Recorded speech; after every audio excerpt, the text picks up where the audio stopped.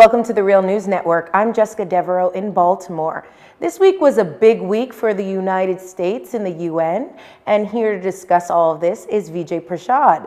Vijay Prashad is a professor of international studies at Trinity College in Hartford, Connecticut. His latest books include Uncle Swami, South Asians in America, and Arab Spring, Libyan Winter, and he writes regularly for Frontline Magazine and Counterpunch. Thank you for joining us, Vijay. Pleasure. Thanks a lot. So Vijay, tell us a little bit about the Security Council meeting that happened on November 14th. Well, November 14th in the evening, the Moroccans and the Egyptians called for an emergency Security Council meeting to discuss the Israeli attack on Gaza. I mean, you know, the question of Gaza has been a simmering one. There have been a series of UN discussions, not only on Gaza, but on Israel's settlement policy in the West Bank. Very recently, on November 6th, there was an important meeting where the UN cautioned Israel for what it called a flagrant violation of the agriculture in the West Bank. You know, Israel had begun this policy, had really started again this policy of uprooting olive trees. And this was at a time of the olive harvest. So the UN has been consistently trying to raise questions about Israeli action in the occupied territories and Gaza. You know, these areas are under Israeli occupation. There is no sovereign nation of Palestine. There is no sovereign Gaza. So when the attack took place on Gaza, the attack did not take place of one country fighting another. It was an occupying power using disproportionate force against a place which it has held under occupation since 1967. In that context, the Egyptians, Moroccans, and others called for an emergency session. At the emergency session, the various countries, the 15 members of the council at this time, all said that something must be done. The president of the council at this point is the UN permanent representative from India, Hardeep Singh Puri, and after the meeting he said there was unanimity in the council that something had to be done, that the situation was atrocious. The problem was that there was no, as it were, agreement on what should go forward, and therefore the council was paralyzed. In other words, most of the 15 members of the council at this time said that Israel should be condemned for the use of disproportionate force, not only the extrajudicial assassination of Hamas members and such like, but also the bombing of, say, water towers. You know, what does a water tower outside Khan Yunis have to do with the firing of rockets from Gaza into Israel? Why was a water tower targeted? So these were the kind of questions they raised.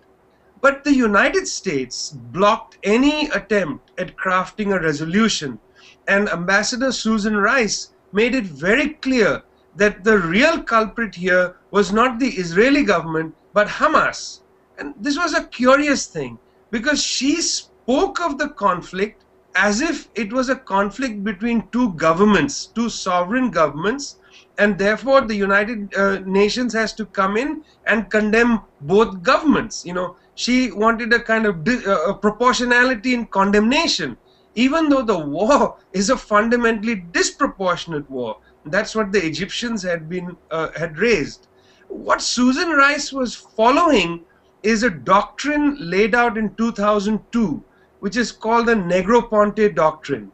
And this is after the Ambassador John Negroponte, who, when he was at the UN, made it very clear that the United States will always block in the UN, various forums of the UN, the United States will always block any criticism of Israel. You know, that is known as the Negroponte Doctrine.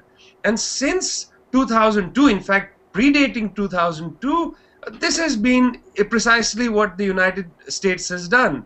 Anytime there's been an attempt to censure Israel, whether it was for the invasion of Lebanon in 2006, Operation Cast Lead against Gaza in 2009, or on November 14th against the so-called Operation Pillar of Defense or Pillar of Cloud however you translate the Hebrew. At each of these moments, it's been the United States that's blocked any attempt to have a serious discussion about Israeli occupation of Palestinian lands and of the kind of violence utilized, the F-16s, Apache helicopters, highly disproportionate violence. Because when they talk about Palestinian rockets, what they're talking about is cylindrical tubes fired by fertilizer, where the actual the actual bomb material is a combination of TNT and urea, which is again fertilizer. This doesn't compare at all to the use of F-16 bombers, offshore naval crafts that bomb Gaza, and the use of Apache helicopters. So the essence of the UN Security Council meeting was that it was paralysis.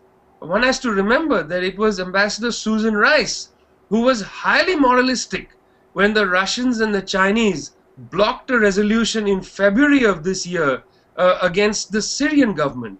And she said that any blood that is spilled henceforth in Syria will be on the hands of the Chinese and Russians. If we follow Susan Rice's own standard, one should then say that any blood spilled in Gaza after November 4th is on the hands of the United States government. And I think that is a very harsh indictment using her own standard against herself. Vijay, what do you make of the media's portrayal of this Hamas leader? They're calling him a military commander, Ahmed El-Jabari. What are you hearing from other sources outside of the United States? There is no question that Jabari was the head of the military wing of Hamas. That is without question. What was very interesting was on November 15th, there was a front page story in Haaretz newspaper, a liberal newspaper published in Israel, which suggested that just a few hours before Mr. Jabari was assassinated, he had received the most recent draft of a negotiating document, which suggests that Hamas and the Israeli government, or sections in the Israeli government, had been conducting back-channel negotiations about a peace agreement. This is the first I had ever heard of such a back-channel negotiation, and indeed it's quite a stunning, development.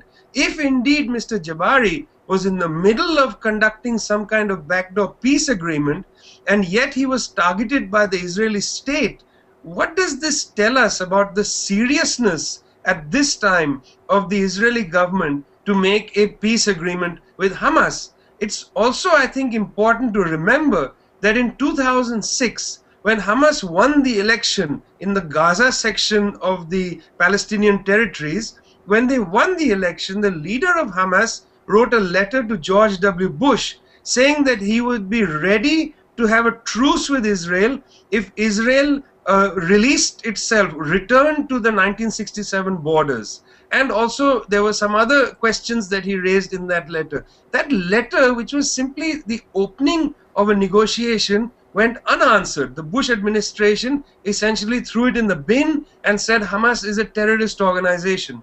So these developments, that unanswered letter from 2006, if indeed it was the case that Jabari was involved in some kind of negotiation, the assassination of Jabari, these put in serious doubt the question of, whether the United States as a so-called honest broker or Israel are actually very much engaged with a kind of peace agenda, or does this reveal to us that they are not actually interested in a peace agreement with the Palestinian people, but would like to continue this kind of occupation where they change the facts on the ground, suffocate Gaza, and in the end, somehow miraculously make the problem of the Palestinians disappear.